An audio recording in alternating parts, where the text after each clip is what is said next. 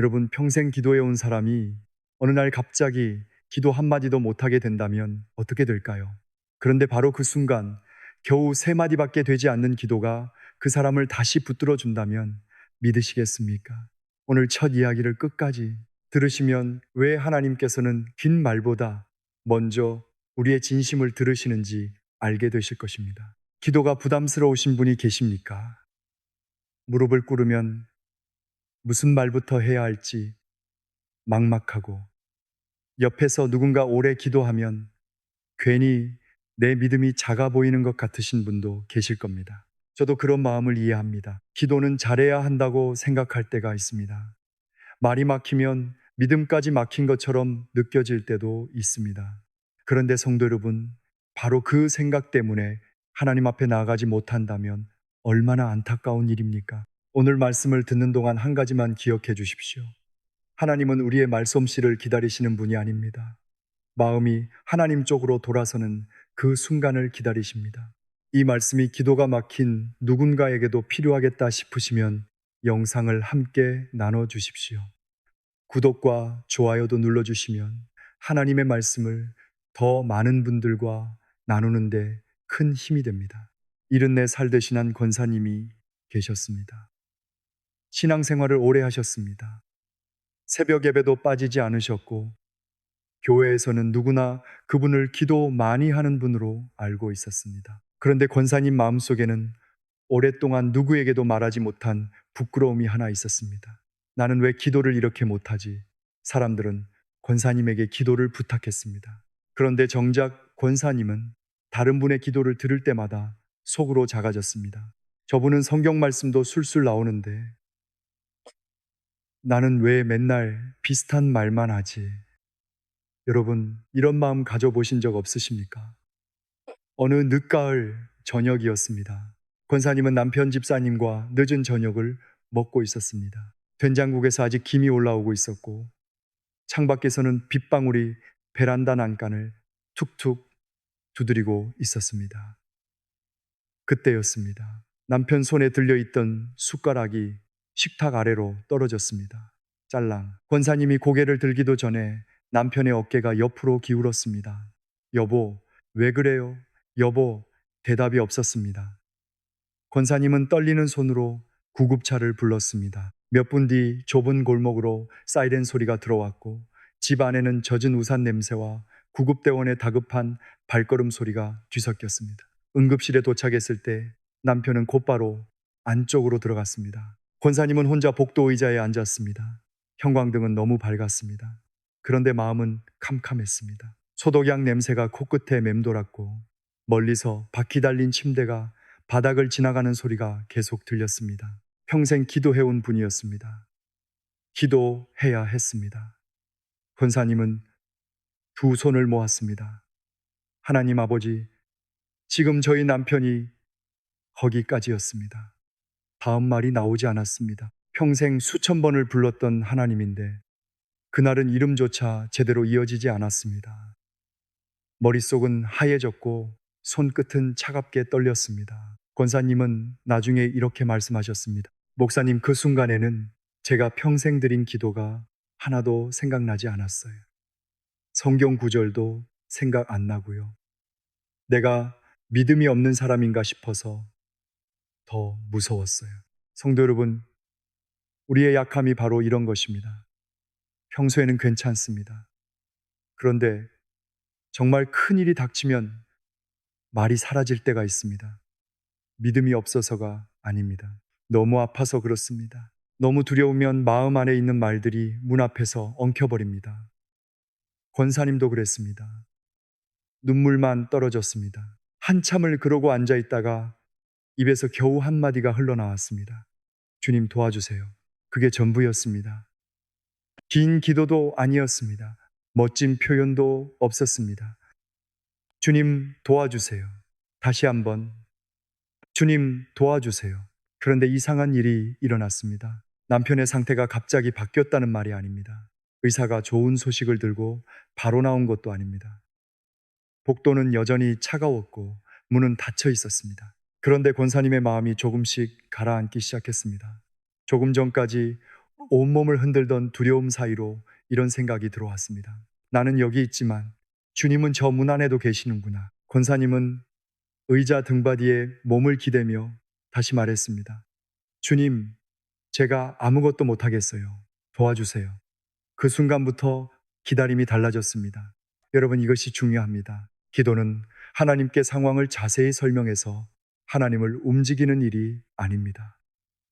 이미 알고 계시는 하나님 앞에서 내 마음의 문을 여는 일입니다. 그래서 예수님께서는 마태복음 6장 7절에서 말씀하셨습니다. 또 기도할 때에 이방인과 같이 중언부언하지 말라. 그들은 말을 많이 하여야 들으실 줄 생각하느니라. 왜 이 말씀을 하셨을까요? 기도를 짧게만 하라는 뜻이 아닙니다. 많이 말해야 하나님이 들으신다는 생각에서 벗어나라는 것입니다. 그날 권사님에게 필요한 것은 1시간짜리 기도문이 아니었습니다. 하나님께 향한 3마디였습니다. 주님, 도와주세요. 2시간이 지나 담당 하나님이다. 의사가 나왔습니다. 권사님이 벌떡 일어났습니다. 선생님, 우리 남편은요. 의사는 차분하게 설명했습니다. 당장 더 지켜봐야 했습니다. 완전히 안심할 단계도 아니었습니다. 그런데 권사님은 전과 달랐습니다. 네, 감사합니다. 잘 부탁드립니다. 상황은 아직 끝나지 않았습니다. 그러나 권사님은 혼자가 아니었습니다. 바로 이것입니다. 기도의 첫 기적은 언제나 문제가 즉시 사라지는 데 있지 않습니다. 문제 한가운데 있는 내가 하나님 없이 혼자 서 있지 않다는 것을 깨닫는 데 있습니다. 혹시 오늘 여러분에게도 말로 다 설명할 수 없는 일이 있습니까? 자녀 문제입니까? 병원 결과입니까? 돈 문제입니까? 밤마다 생각나는 배우자 때문입니까? 아니면 아무에게도 말하지 못한 외로움입니까? 잘 말하려고 애쓰지 마십시오. 오늘은 한마디면 됩니다. 주님, 도와주세요. 그 한마디를 부끄러워하지 마십시오.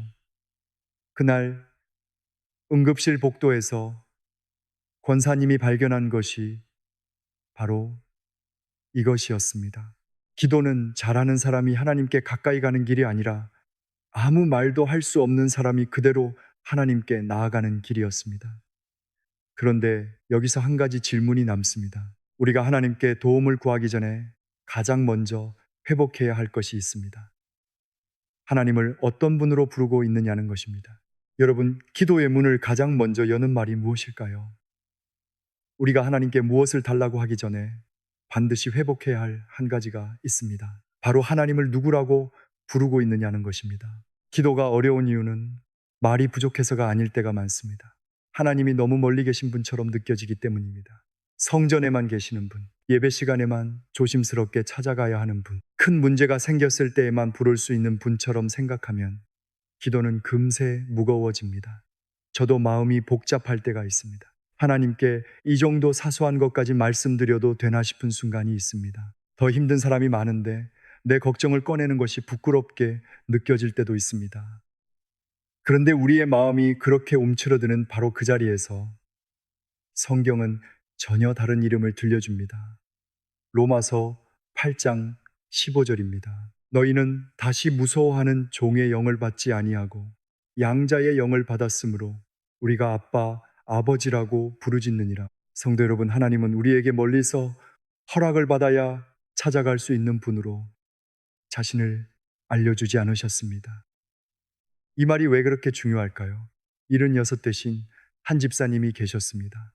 신앙생활은 50해가 넘었습니다. 성경도 많이 읽으셨고 교회에서는 차분하고 믿음 좋은 어른으로 통했습니다. 그런데 기도만 시작하면 어깨에 힘이 들어갔습니다. 하나님 앞인데 아무 말이나 하면 안 되지.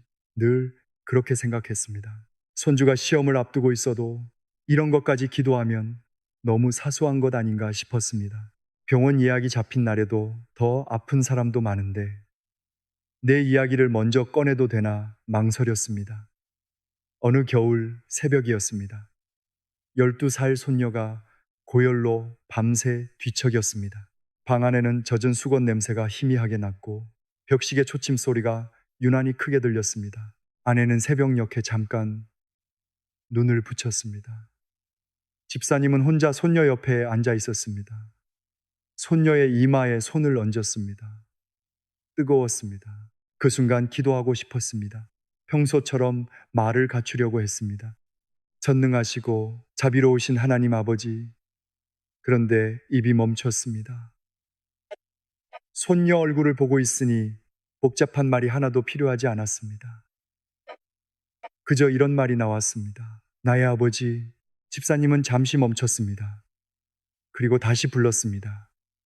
나의 아버지. 그 두 번의 부름 뒤에 갑자기 눈물이 쏟아졌습니다. 집사님은 나중에 이렇게 말했습니다. 목사님, 그날 처음 알았습니다. 내가 하나님께 보고하러 가는 사람이 아니었어요. 아버지께 가는 자식이었어요. 여러분, 어린아이가 넘어져 무릎에 피가 나면 어떻게 합니까? 사고 경위를 설명하지 않습니다. 아빠, 그 한마디면 됩니다. 아프다는 뜻도 들어 있습니다. 무섭다는 뜻도 있습니다. 안아달라는 뜻도 있습니다. 아버지는 그 한마디를 알아듣습니다. 하나님께서도 그렇습니다. 기도가 막히는 아침에는 첫 문장을 잘 만들려고 하지 마십시오.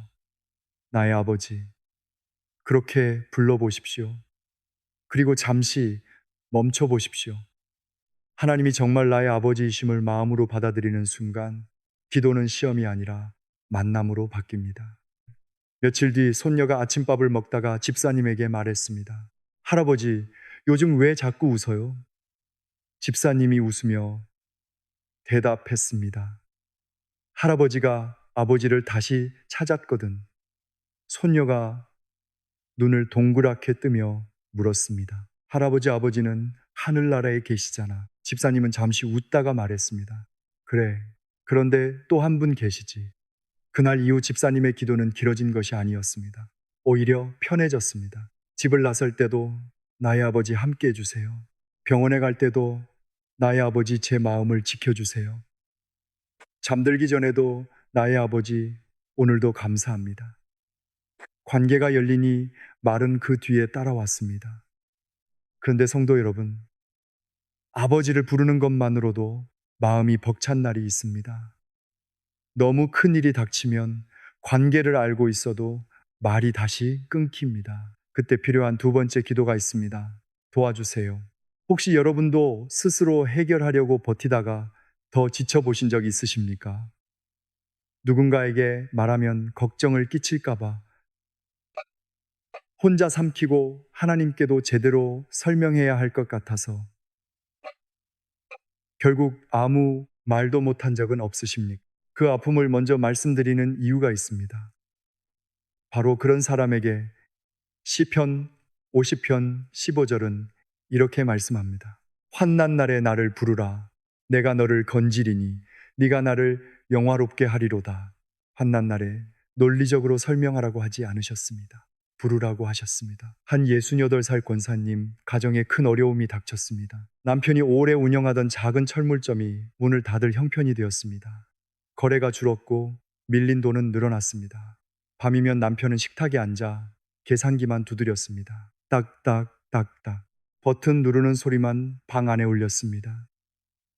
권사님이 물었습니다. 여보, 괜찮아요? 남편은 고개도 들지 않고 대답했습니다.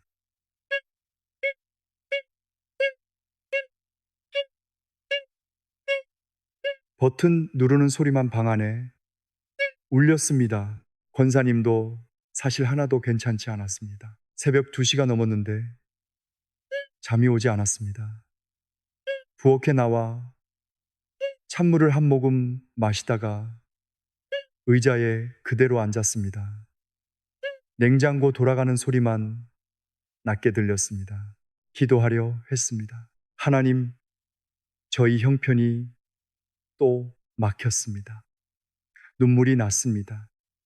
권사님은 양손으로 얼굴을 가렸다가 겨우 한마디를 했습니다. 하나님, 도와주세요. 조금 있다 다시 말했습니다. 저 정말 모르겠어요. 도와주세요. 그날 당장 빚이 사라진 것은 아닙니다. 다음날 갑자기 큰 계약이 생긴 것도 아니었습니다. 그러나 권사님이 나중에 말했습니다. 문제는 그대로였는데 제가 혼자 들고 있다는 느낌이 사라졌어요. 바로 이것입니다. 도와주세요.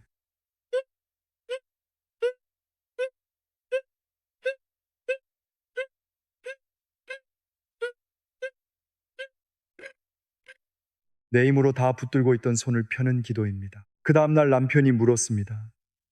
당신은 안 무서워? 권사님이 잠시 생각하다가 대답했습니다. 무섭지. 나도 무서워.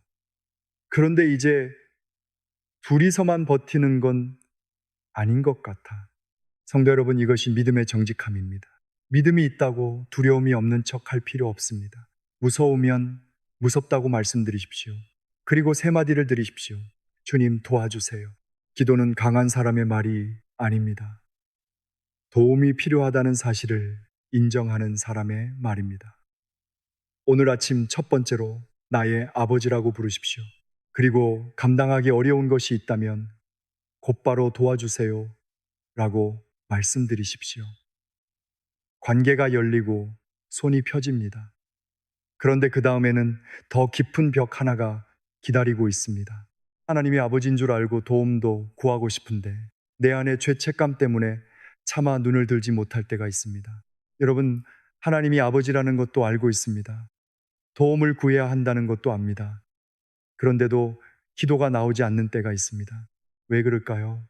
오늘은 그 문을 막는 가장 두꺼운 벽 하나와 그 벽이 무너진 뒤 마음을 다시 따뜻하게 만드는 한마디를 함께 보겠습니다. 그 벽은 죄책감입니다. 내가 이런 사람인데 어떻게 기도하지? 지난번에도 다시는 그러지 않겠다고 했는데 또 넘어졌잖아. 하나님이 나 같은 사람의 기도를 들으실까? 이런 생각이 들기 시작하면 하나님께 가까이 가야 할 사람이 오히려 멀리 숨습니다. 저 역시 부끄러운 마음이 들면 하나님 앞에서 말수가 줄어들 때가 있습니다. 잘못을 인정하는 일은 편하지 않습니다. 차라리 다른 일로 바쁘게 지내며 마음 한쪽에 덮어두고 싶을 때도 있습니다. 그런 우리에게 하나님께서는 먼저 아픔을 보십니다. 죄를 숨기느라 지친 마음, 다시 넘어졌다는 사실 때문에 자신에게 실망한 마음, 예배는 드리면서도 하나님과 눈을 마주치지 못하는 것 같은 그 답답한 말입니다. 바로 그때 이사야 1장 18절의 말씀이 찾아옵니다. 여호와께서 말씀하시되 발로라 우리가 서로 변론하자 너희의 죄가 주홍 같을지라도 눈과 같이 희어질 것이요 진홍같이 붉을지라도 양털같이 희게 되리라. 하나님은 숨어 있으라고 하지 않으십니다. 오라고 하십니다. 예순한 살 된 한 집사님이 계셨습니다. 젊을 때부터 교회 일을 많이 하셨습니다. 구역을 섬겼고 성경 공부도 열심히 했습니다. 주변에서는 믿음 좋은 분이라고 했습니다. 그런데 50대 중반에 가까운 사람에게 큰 상처를 준 일이 있었습니다. 아무도 자세히 몰랐습니다. 겉으로는 평소와 똑같았습니다. 주일이면 예배당에도 나왔습니다. 찬양도 했습니다.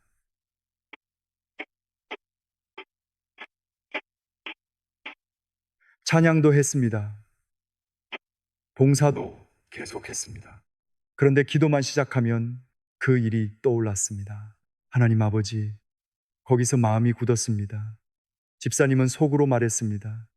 제가 무슨 낯으로 또 부탁을 합니까? 그렇게 시간이 흘렀습니다. 하나님을 떠난 것은 아니었습니다. 그런데 하나님을 피해 교회 생활을 하고 있었습니다. 여러분, 이보다 외로운 신앙이 또 있을까요? 어느 초겨울 밤이었습니다.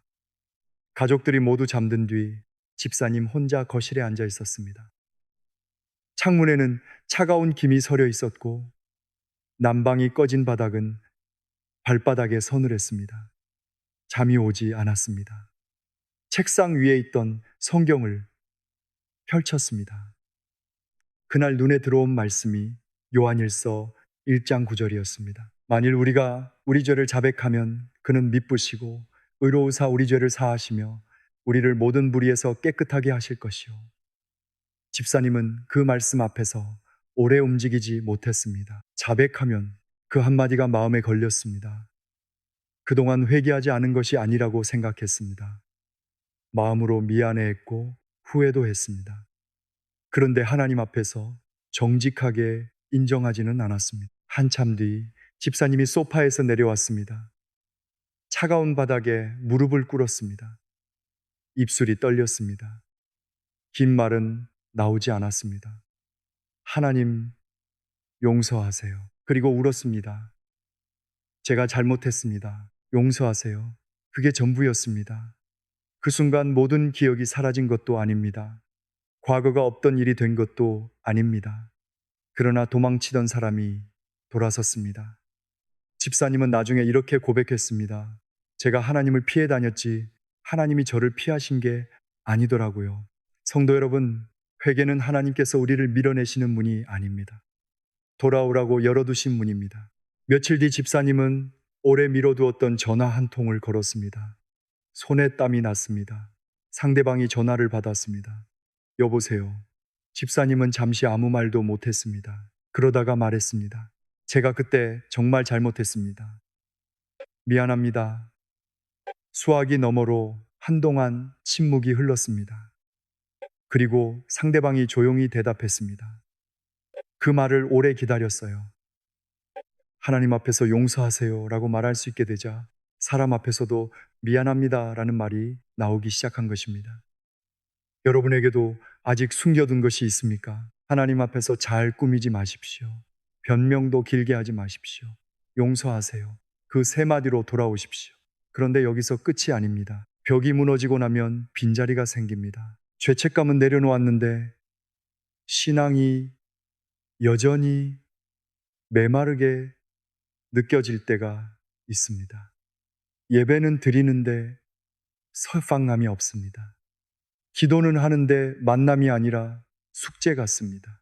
바로 그 마음에 필요한 네 번째 기도가 있습니다. 사랑해요. 신명기 6장 5절입니다. 너는 마음을 다하고 뜻을 다하고 힘을 다하여 네 하나님 여호와를 사랑하라. 그런데 여러분 솔직히 한번 생각해 보시겠습니까? 우리는 하나님께 무엇을 달라는 말은 자주 하면서 하나님 사랑해요 라는 말은 얼마나 자주 드리고 있습니까?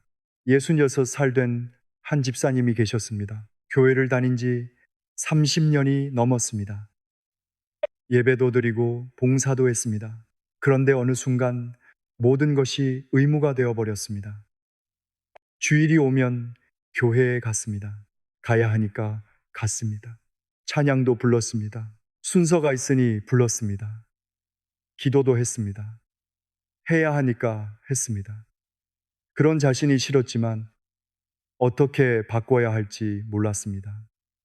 어느 새벽 예배에서 요한복음의 한 장면이 마음에 오래 남았습니다. 예수님께서 베드로에게 물으셨습니다.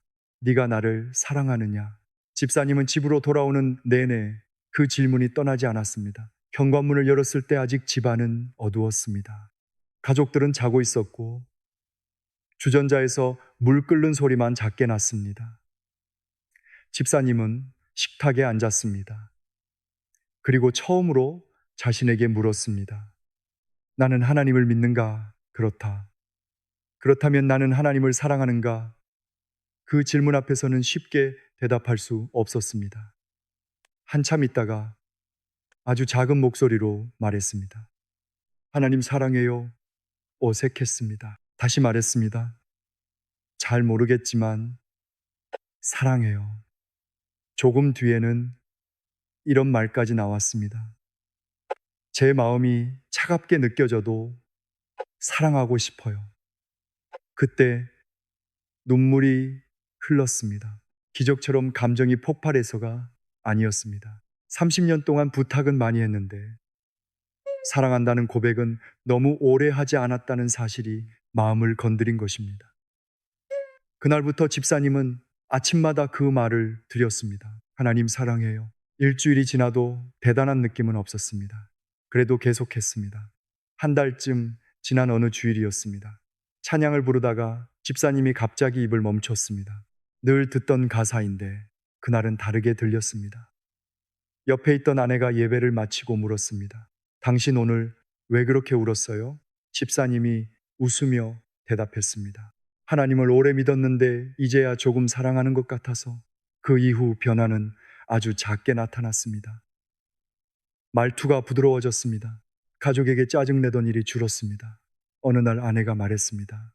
요즘 당신이 예전보다 편안해 보여요. 집사님은 그 말을 들으며 깨달았습니다.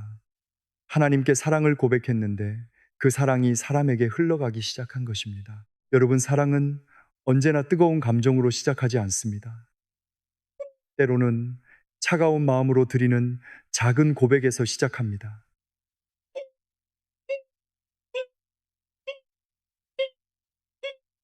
하나님 사랑해요. 느껴지지 않아도 괜찮습니다. 마음이 따라오지 않는 날도 있습니다. 그래도 진실하게 말씀드리십시오. 사랑하고 싶습니다. 오늘 우리는 두 개의 문을 열었습니다. 용서하세요. 이 고백은 하나님을 피해 숨던 발걸음을 돌려놓습니다. 사랑해요. 이 고백은 메마른 관계에 다시 온기를 넣습니다. 그런데 우리의 마음이 하나님께 가까워져도 현실은 여전히 무거울 수 있습니다. 검사 결과를 기다리는 아침도 있고 자녀 문제는 그대로이며 통장 잔액도 달라지지 않을 수 있습니다. 여러분, 감사는 좋은 일이 생겼을 때만 가능한 것일까요? 검사 결과가 나오기 전에도, 자녀 문제가 아직 풀리지 않았을 때에도, 내 몸이 예전 같지 않은 아침에도 감사해요 라고 말할 수 있을까요? 감사가 어려운 이유가 있습니다. 우리는 자꾸 감사할 조건부터 찾기 때문입니다. 형편이 좋아지면 감사하겠습니다. 병이 나으면 감사하겠습니다. 자녀가 돌아오면 감사하겠습니다. 문제가 해결되면 그때 감사하겠습니다.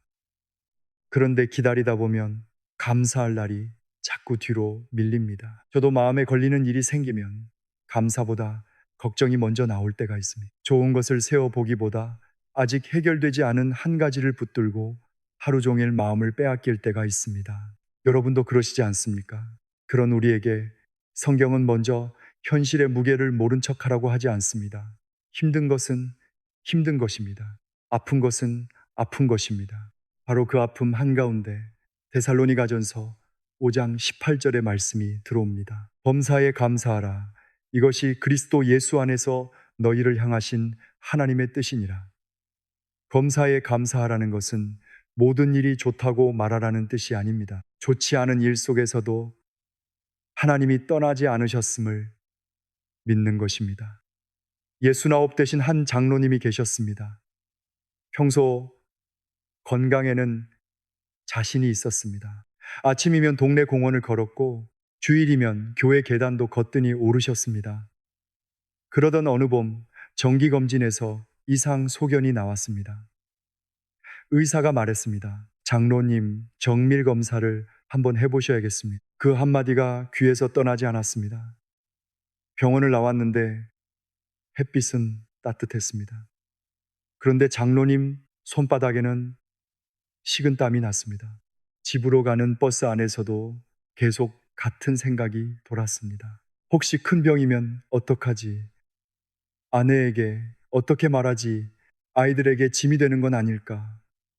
정밀검사 날짜를 잡고 나니 기다리는 시간이 더 힘들었습니다. 밤에는 작은 소리에도 잠이 깼습니다. 새벽 3시쯤 눈을 뜨면 천장만 바라봤습니다. 아내가 어느 날 물었습니다. 여보, 요즘 왜 이렇게 뒤척여요? 장로님이 한참 있다가 대답했습니다. 나도 무서워. 평생 가족 앞에서 약한 말을 잘하지 않던 분이었습니다. 그 말이 나오고 나니 오히려 마음이 조금 가벼워졌습니다. 아내가 조용히 손을 잡았습니다. 우리 같이 기도해요. 두 사람은 침대 끝에 나란히 앉았습니다. 장로님이 기도를 시작하려는데 말이 잘 나오지 않았습니다. 검사 결과를 좋게 해달라고 구하고 싶었습니다. 아무 문제 없게 해달라고 붙들고 싶었습니다. 그런데 문득 이런 생각이 들었습니다. 결과를 알기 전에도 하나님은 하나님이시구나. 장로님이 아주 천천히 말했습니다. 하나님 감사해요. 말하고 나니 스스로도 이상했습니다. 아내가 눈을 뜨고 남편을 바라봤습니다. 지금 감사하다고요. 장로님이 고개를 끄덕였습니다. 결과가 좋아서가 아니야. 아직 모르잖아. 그런데 오늘까지 함께 해주셨으니까. 잠시 뒤 다시 말했습니다. 당신이 옆에 있으니 감사하고, 아직 걸을 수 있으니 감사하고, 오늘도 기도할 수 있으니 감사해. 그런데 장로님의 시선이 바뀌기 시작했습니다. 성도 여러분, 감사는 문제를 부정하는 말이 아닙니다. 문제가 내 시야 전체를 차지하지 못하게 하는 말입니다. 감사해요. 그 한마디를 드리는 순간 나는 문제만 바라보지 않겠다고 고백하는 것입니다. 다음 날 아침, 장로님은 공원에 나갔습니다. 전날까지는 발밑만 보고 걸었습니다. 그날은 달랐습니다. 나무십 사이로 햇살이 떨어지고 있었습니다. 운동기구 옆에서는 할머니 두 분이 웃으며 이야기를 나누고 있었습니다. 어디선가 갓 구운 빵 냄새도 희미하게 풍겨왔습니다. 평소에도 있던 것들이었습니다. 여러분, 상황이 바뀌어서 보인 것이 아닙니다. 감사가 눈을 바꾼 것입니다. 정밀 검사 날이 왔습니다. 병원 대기실의 의자는 딱딱했고 번호가 바뀔 때마다 전광판에서 짧은 소리가 났습니다. B, 또 한 사람 들어갔습니다. 장로님의 무릎이 조금 떨렸습니다. 그는 두 손을 모으고 아주 작게 말했습니다. 하나님 무섭습니다. 잠시 멈췄습니다. 그래도 함께 계시니 감사해요. 이것이 진짜 감사입니다. 무섭지 않은 척 하는 것이 아닙니다. 울지 않는 것도 아닙니다. 당장 단정할 수 있는 결과도 아니었습니다. 장로님은 병원을 나오면서 깊은 숨을 쉬었습니다. 아내가 조심스럽게 물었습니다. 괜찮아요. 그런데 이상하게 예전처럼 무너지지는 않네. 왜 그랬을까요? 감사는 미래를 미리 보장받는 기도가 아니기 때문입니다. 오늘 하나님이 함께 계심을 붙드는 기도이기 때문입니다. 성도 여러분, 혹시 여러분에게도 아직 결과가 나오지 않은 일이 있습니까? 전화 한 통을 기다리고 계십니까? 병원 검사입니까? 자녀의 결정입니까? 아니면 몇 달째 풀리지 않는 가정의 문제입니까? 그 일 자체가 감사하지 않아도 됩니다. 아프면 아프다고 말씀드리십시오. 주님, 저는 지금 많이 두렵습니다. 그리고 바로 그 다음 한마디를 붙여보십시오. 그래도 감사해요. 오늘 숨을 쉬게 하신 것, 내 곁에 한 사람이라도 남겨두신 것, 기도할 수 있게 하신 것, 말씀이 아직 내 귀에 들리는 것, 그 가까운 은혜 하나를 찾아보십시오. 장로님은 검사 결과보다 더 중요한 것을 그 기다림 속에서 배웠다고 했습니다. 어느 날 아들에게 전화를 했습니다. 아들이 물었습니다. 아버지 많이 걱정되시죠? 장로님이 웃으며 말했습니다. 걱정되지. 그런데 걱정만 하고 살기에는 감사할 게 너무 많더라. 그 말이 바로 오늘 우리가 찾으려 했던 답입니다.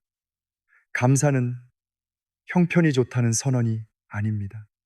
하나님이 여전히 선하시고 여전히 함께 계시고 그래서 내 시선을 문제에게 전부 빼앗기지 않겠다는 믿음의 고백입니다. 감사해요. 그 세 마디가 우리 눈을 다시 들어올립니다. 그런데 성도 여러분, 감사보다 더 어려운 기도가 하나 있습니다. 감사하면서도 마음 한구석에서는 여전히 하나님 그래도 꼭 제 뜻대로 해주세요 라고 붙들고 있을 수 있기 때문입니다. 여러분, 하나님께 맡긴다는 말은 정말 아무것도 바라지 않는다는 뜻일까요? 아무것도 원하는 것이 분명히 있는데도 저는 괜찮습니다 라고 억지로 마음을 누르는 것이 믿음일까요? 우리는 기도할 때 원하는 결과가 있습니다. 병이 낫기를 원합니다. 자녀가 잘 되기를 바랍니다. 무너진 관계가 회복되기를 바랍니다. 막힌 일이 풀리기를 바랍니다. 그 마음이 잘못된 것은 아닙니다.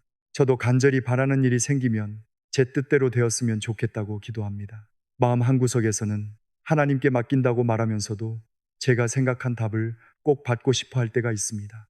여러분도 그러시지 않습니까?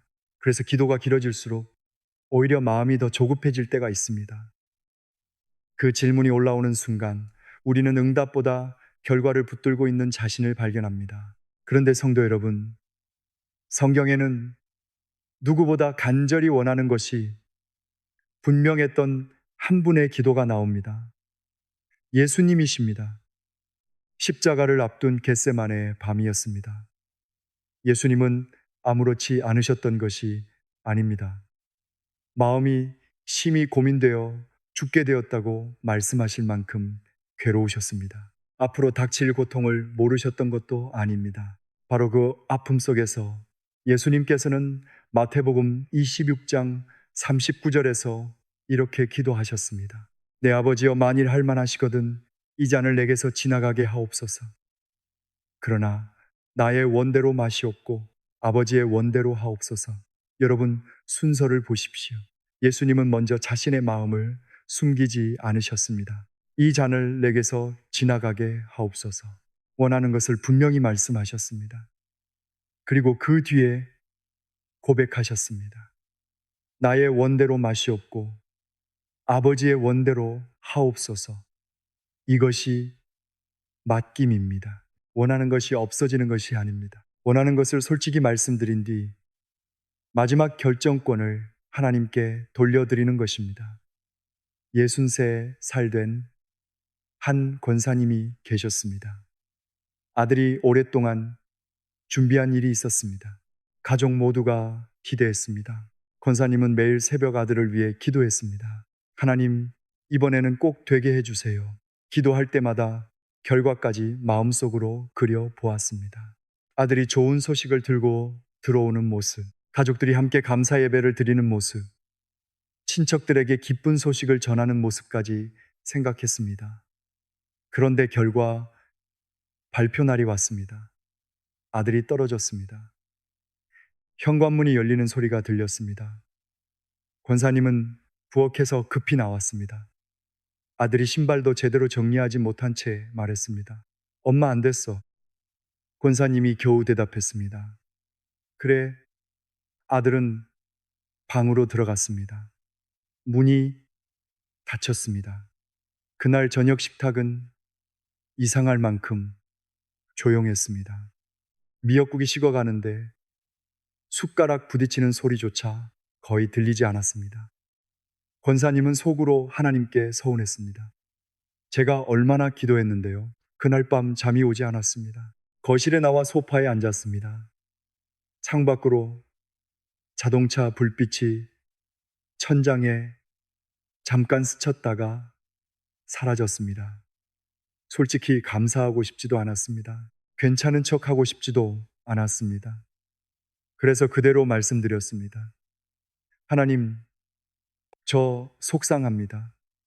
잠시 후 다시 말했습니다. 아들이 정말 잘 됐으면 좋겠어요. 눈물이 났습니다.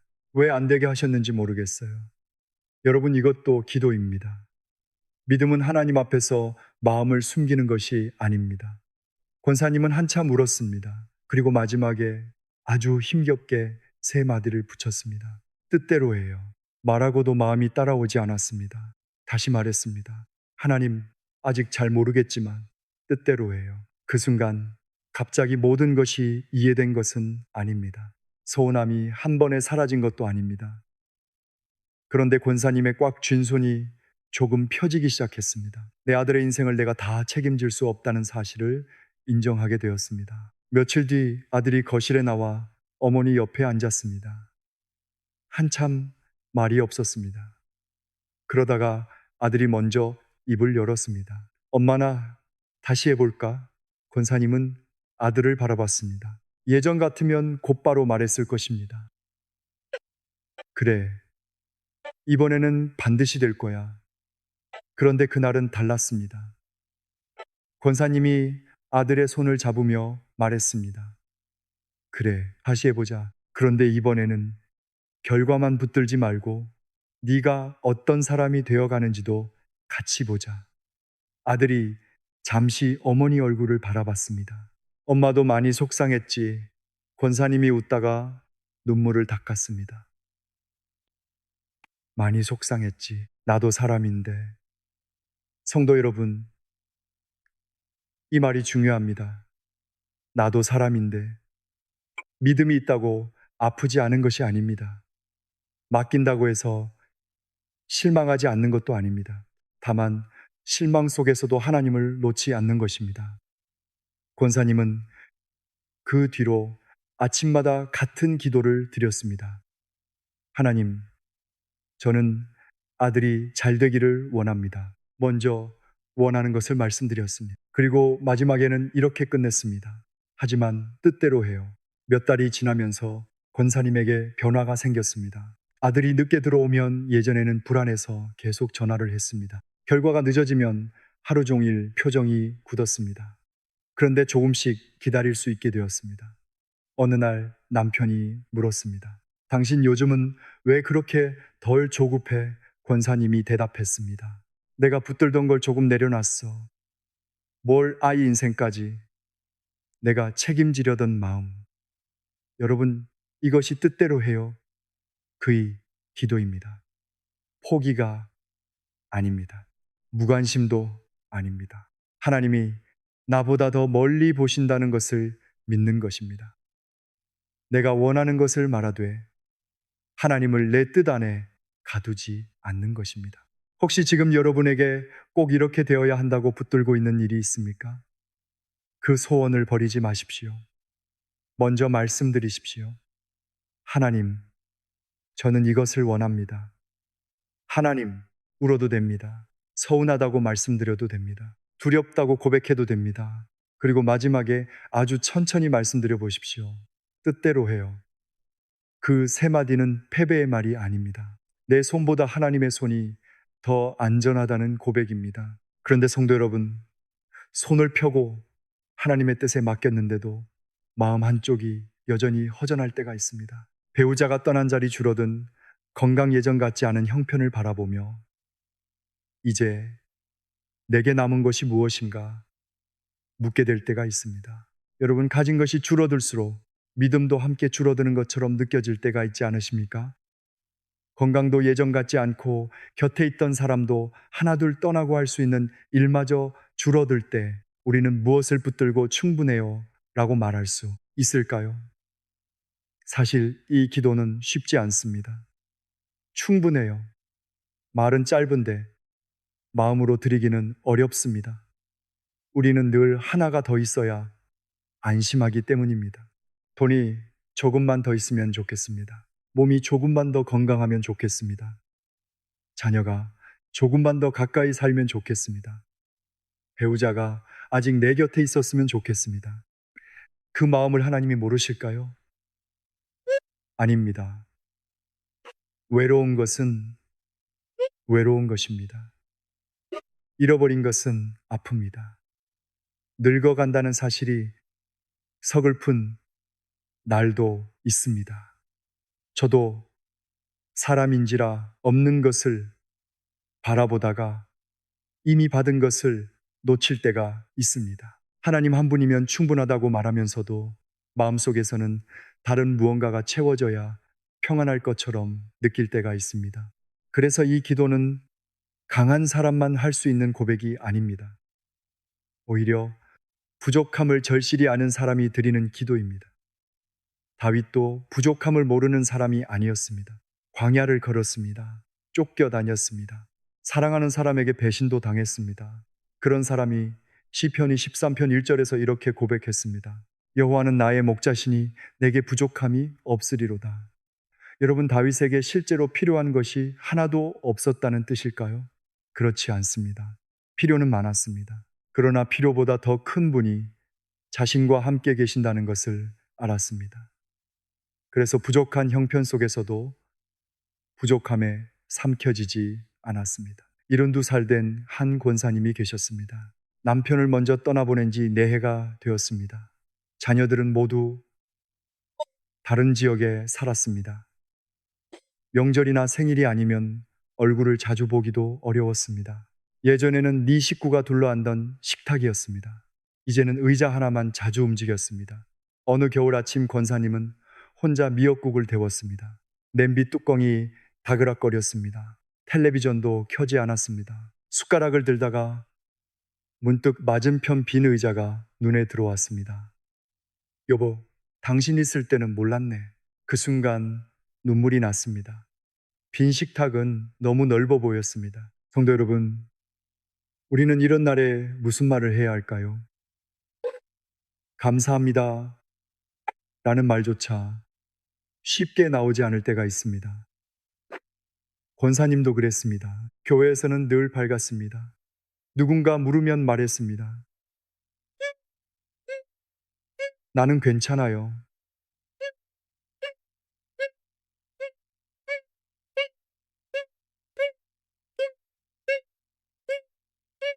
그런데 사실은 괜찮지 않았습니다. 밤이면 자꾸 남편 생각이 났고 새벽에 눈을 뜨면 집안이 너무 조용했습니다. 어느 날 딸이 전화했습니다. 엄마 밥은 잘 먹고 있어. 권사님이 평소처럼 대답했습니다. 그럼 잘 먹지. 그런데 딸이 잠시 조용히 있다가 물었습니다. 엄마 정말 괜찮아? 그 질문에 권사님은 대답하지 못했습니다. 조금 뒤 아주 작게 말했습니다. 안 괜찮은 날도 있지. 딸도 한동안 말이 없었습니다. 그리고 말했습니다. 엄마 안 괜찮아도 돼. 나한테 말해. 전화를 끊고 권사님은 한참 울었습니다. 그날 저녁 성경을 펴다가 시편 13편을 읽었습니다. 여호와는 나의 목자시니 내게 부족함이 없으리로다. 그 말씀 앞에서 처음에는 마음이 반발했습니다. 주님, 부족한 게 많은데요. 남편이 없습니다. 몸도 아픕니다. 무릎이 좋지 않아 계단을 오르는 것도 힘듭니다. 밤에 이야기할 사람도 없습니다. 권사님은 솔직하게 다 말씀드렸습니다. 그러다가 마지막에 이런 고백을 했습니다. 그래도 주님이 계시네요. 잠시 뒤 다시 말했습니다. 주님이 계시면 충분해요. 그 말을 하자 눈물이 더 났습니다. 슬픔이 사라져서가 아니었습니다. 남편의 빈자리가 채워진 것도 아니었습니다. 그런데 빈자리만 보던 마음에 한 분이 다시 보이기 시작했습니다. 이번에는 식사를 시작하기 전에 맞은편 의자를 한번 바라보고 말했습니다. 주님, 오늘도 같이 먹어요. 그리고 웃었습니다. 여러분, 얼마나 평범한 말입니까? 그런데 바로 이것이 믿음입니다. 없는 것을 없는 척 하지 않으면서 있는 하나님을 잊지 않는 것입니다. 몇 주 뒤 교회에서 친한 집사님이 물었습니다. 권사님, 요즘 얼굴이 좀 편안해 보이세요? 권사님이 대답했습니다. 외로운 건 똑같아요. 그러다가 잠시 웃었습니다. 그런데 혼자는 아닌 것 같아요. 성도 여러분, 충분해요는 더 이상 아무것도 필요하지 않다는 말이 아닙니다. 하나님이 계시니 부족함 때문에 무너지지는 않겠다는 고백입니다. 예수님께서도 마태복음 6장 33절에서 먼저 하나님의 나라와 그의 의를 구하라고 말씀하셨습니다. 우리는 자꾸 다른 것부터 채운 뒤 하나님을 찾으려 합니다. 그러나 믿음은 순서를 바꿉니다. 하나님을 먼저 붙듭니다. 그러면 필요한 것들이 아직 다 채워지지 않았어도 마음 한가운데 중심이 생깁니다. 혹시 오늘 여러분의 식탁에도 빈자리가 있습니까?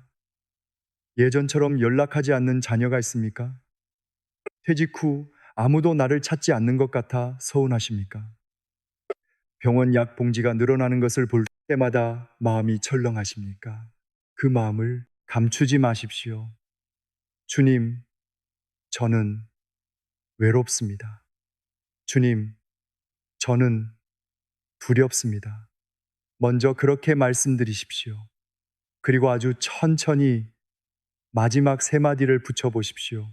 그래도 충분해요. 왜 충분합니까? 내 통장 때문이 아닙니다. 내 건강 때문도 아닙니다. 사람들이 나를 인정하기 때문도 아닙니다. 주님이 계시기 때문입니다. 이제 7개의 짧은 기도가 모두 우리 손에 들어왔습니다. 기도의 문이 닫혀 있을 때는 나의 아버지, 감당할 수 없을 때는 도와주세요. 죄책감 때문에 숨고 싶을 때는 용서하세요. 마음이 식어버렸을 때는 사랑해요. 문제만 보일 때는 감사해요. 결과를 놓지 못할 때는 뜻대로 해요. 그리고 가진 것이 너무 적어 보이는 날에는 충분해요. 여러분, 이것은 주문이 아닙니다. 세 마디 자체에 어떤 신비한 힘이 있다는 말도 아닙니다. 이 짧은 말들이 우리 마음을 하나님께 향하게 하기 때문에 귀한 것입니다. 그리고 더 중요한 것이 있습니다. 이 7가지를 따로 외우는 것에서 끝나면 안 됩니다. 아침에 눈을 뜰 때, 약을 먹을 때, 버스를 기다릴 때, 자녀의 전화를 기다릴 때, 병원 복도에 앉아 있을 때, 잠이 오지 않는 밤에도 이 기도들이 우리의 하루 속으로 들어가야 합니다. 여러분, 이 7가지 기도를 모두 기억하는 것보다 더 중요한 일이 하나 있습니다.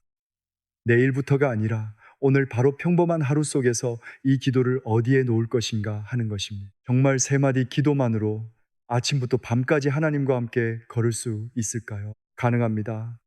기도 시간을 하나 더 만들려고 애쓰지 마십시오. 이미 살아가고 있는 시간 속에 하나님을 모시면 됩니다. 아침에 눈이 떠집니다. 아직 몸을 일으키지 마십시오. 휴대전화를 먼저 찾지도 마십시오. 천장을 바라보며 아주 짧게 부르십시오. 나의 아버지, 그 한마디로 하루를 시작하는 것입니다. 오늘 하루가 두려우십니까? 병원에 가야 합니까? 자녀와 어려운 이야기를 해야 합니까? 눈을 뜨자마자 밀려오는 걱정 때문에 가슴이 답답합니까? 그때 두 번째 기도를 붙이십시오. 도와주세요. 여러분, 저는 우리가 아침부터 강한 척하지 않았으면 좋겠습니다. 저도 하루를 시작하면서 마음이 흔들릴 때가 있습니다. 오늘은 잘할 수 있을까? 괜한 말을 해서 누군가를 힘들게 하지는 않을까? 내 힘으로 감당할 수 있을까? 하는 생각이 먼저 올라올 때가 있습니다. 그럴수록 짧게 말씀드리면 됩니다. 아버지 도와주세요. 그리고 세수를 하다가 어제 했던 말이 생각날 수도 있습니다. 배우자에게 괜히 화를 냈습니다. 자녀에게 상처되는 말을 했습니다. 마음속으로 누군가를 미워했습니다. 그 생각이 떠오르면 하루 종일 죄책감으로 끌고 다니지 마십시오. 용서하세요. 필요하다면 사람에게도 말하십시오. 한 67살 집사님은 아침 식탁에서 전날 아내에게 퉁명스럽게 말했던 일이 생각났다고 합니다. 아내가 북을 데우고 있는데 집사님이 조심스럽게 불렀습니다. 여보, 아내가 돌아봤습니다. 왜요? 집사님이 머뭇거리다가 말했습니다. 어제 내가 말이 좀 심했지. 미안해. 아내가 잠시 남편 얼굴을 보더니 대답했습니다. 오늘은 웬일이에요? 두 분이 같이 웃었다고 합니다. 성도 여러분, 이것이 기도가 삶으로 들어오는 모습입니다. 하나님 앞에서 용서하세요 라고 말한 사람이 사람 앞에서도 미안해요 라고 말하게 됩니다. 아침 식사를 마치고 집을 나서기 전에는 이렇게 고백해 보십시오. 사랑해요. 처음에는 어색할 수 있습니다. 괜찮습니다. 엘리베이터를 기다리면서도 좋습니다. 버스 정류장에 서서도 좋습니다. 하나님, 오늘도 사랑해요. 그리고 하루를 살다 보면 예상하지 못한 일이 생깁니다. 택시가 늦게 옵니다. 병원 대기 시간이 길어집니다. 몸이 아픕니다. 전화 오기를 기다렸는데 아무 소식이 없습니다. 그때 마음은 금세 불평 쪽으로 기울어집니다. 바로 그 순간 시선을 한번 돌려보십시오. 그래도 감사해요. 무엇이 감사한지 하나만 찾으면 됩니다. 오늘 숨 쉬고 있는 것, 물 한 잔 마실 수 있는 것, 내 이름을 불러주는 사람이 있는 것, 말씀 한 구절을 들을 수 있는 것, 그 하나면 됩니다. 오후가 되면 내 뜻대로 되지 않는 일도 만납니다. 자녀가 내 말을 듣지 않습니다. 의사가 기대와 다른 말을 합니다. 준비했던 일이 미뤄집니다. 그때 마음속에서는 이런 말이 올라옵니다. 하나님 왜요? 그 질문도 숨기지 마십시오. 먼저 말씀드리십시오. 저는 이게 잘 됐으면 좋겠습니다. 그리고 손을 조금 펴십시오. 뜻대로 해요. 여러분, 맡긴다는 것은 관심을 끊는 것이 아닙니다. 하나님 손에 옮겨드리는 것입니다. 밤이 됩니다.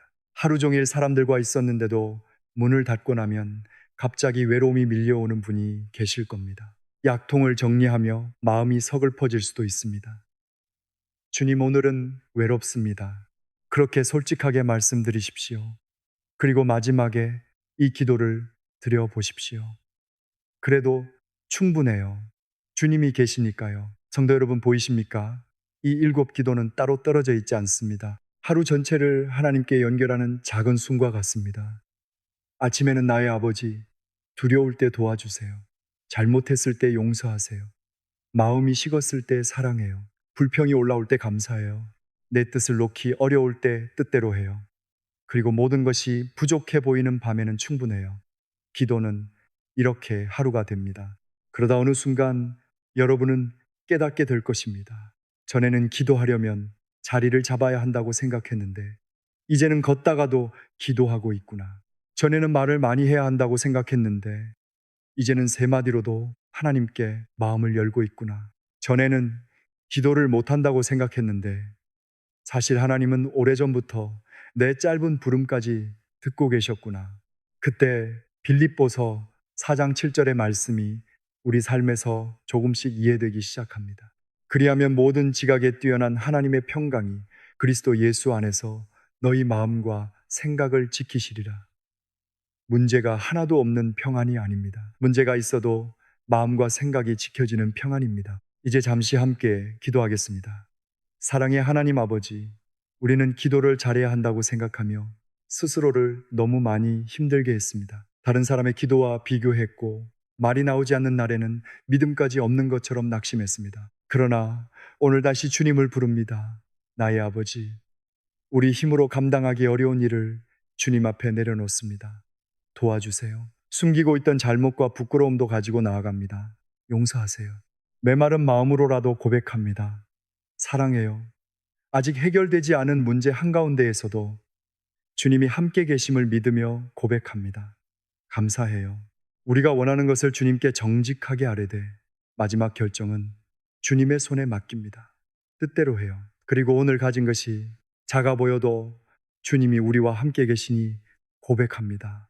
충분해. 오늘 하루 우리의 마음과 생각을 지켜주시고 눈을 뜨는 순간부터 잠드는 순간까지 성령께서 함께 걸어 주옵소서. 예수님의 이름으로 기도드립니다. 아멘. 성도 여러분, 오늘 7가지 중에서 지금 여러분에게 가장 필요한 기도가 무엇입니까? 나의 아버지입니까? 도와주세요? 입니까? 용서하세요? 입니까? 아니면 충분해요? 입니까? 댓글에 그 한마디만 남겨보십시오. 그 짧은 고백이 오늘 여러분의 첫 기도가 될 수 있습니다. 그리고 주변에 나는 기도를 못해 라고 말하는 분이 있다면 이 말씀을 꼭 나누어 주십시오. 구독과 좋아요로 함께 해주시면 기도가 막혀 힘들어하는 더 많은 분들에게 이 말씀이 전해지는데 큰 힘이 됩니다. 오늘부터 잘하려고 하지 마십시오. 먼저 부르십시오. 하나님은 여러분의 긴 설명보다 먼저 여러분의 마음을 아십니다. 그리고 아주 짧은 그 부름에도 함께 하십니다.